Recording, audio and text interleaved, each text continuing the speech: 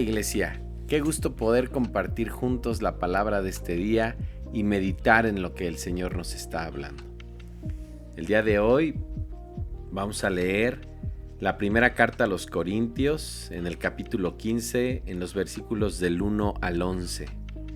Y el título es La veracidad histórica de Jesús. Acompáñame a leer la palabra. Ahora, hermanos, quiero que se acuerden del evangelio que les he predicado. Este es el evangelio que ustedes aceptaron y en el cual están firmes. También por medio de este evangelio se salvarán, si se mantienen firmes en él, tal como yo se lo anuncié.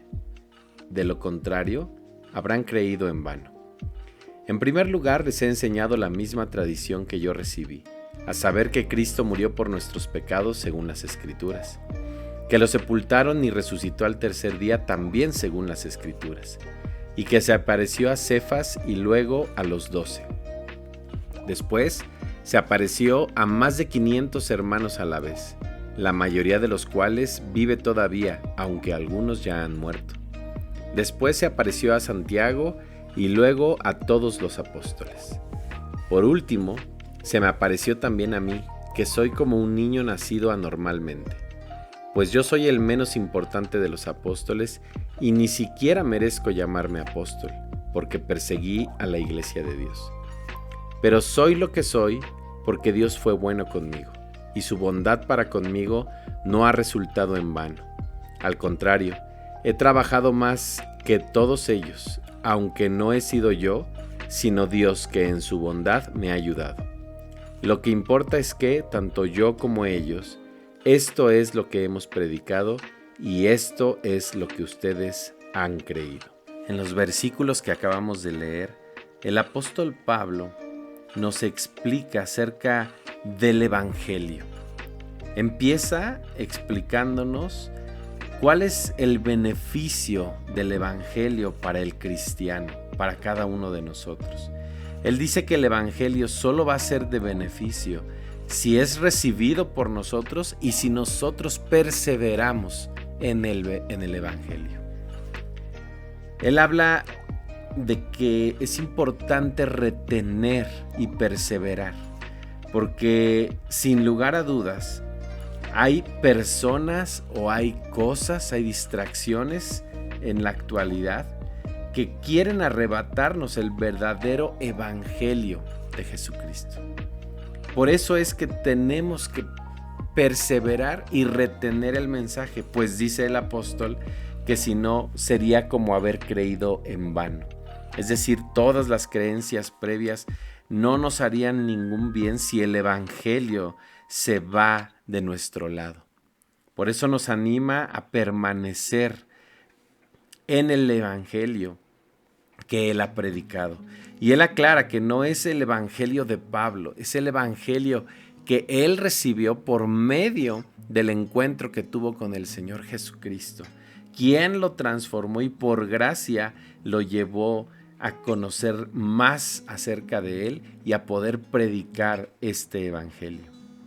Ahora, también nos hace un resumen de lo que es el evangelio desde el punto de vista histórico, de los hechos. Nuestras creencias no están basadas en opiniones o en nuestros puntos de vista, están basadas en los hechos.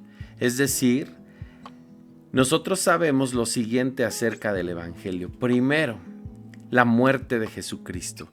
Cristo murió. Él murió siendo el Mesías, el Hijo de Dios, está en el centro del evangelio y esa muerte le representó un gran sufrimiento.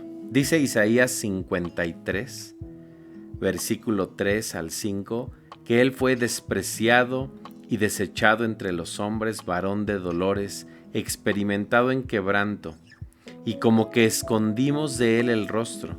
Fue menospreciado y no lo estimamos. Ciertamente llevó él nuestras enfermedades y sufrió nuestros dolores, y nosotros le tuvimos por azotado, por herido de Dios y abatido. Mas él herido fue por nuestras rebeliones, molido por nuestros pecados. El castigo de nuestra paz fue sobre él y por su llaga fuimos nosotros curados. Cuando nosotros entendemos esta primer parte del Evangelio, sabemos que su obra fue hecha a través de su muerte en la cruz. Ahora, la segunda cosa que sabemos del Evangelio es que Él muere por nuestros pecados. Es decir, nuestros pecados fueron responsables por la muerte de Jesús. Él no murió por una causa política, no murió por ser enemigo del Estado o de los religiosos de la época, ¿verdad? O por las envidias de alguien. Él murió por nuestros pecados. Y esa era la causa principal de su muerte, el poder otorgarnos el perdón a través de los pecados. Y sabemos en estos mismos hechos que Él fue sepultado. Y esto tiene una relevancia en los hechos, porque sabemos que uno no va a sepultar a alguien si ese alguien realmente no murió.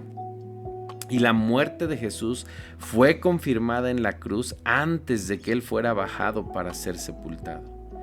Su sepultura también es importante porque cumplió lo que las Escrituras dijeron.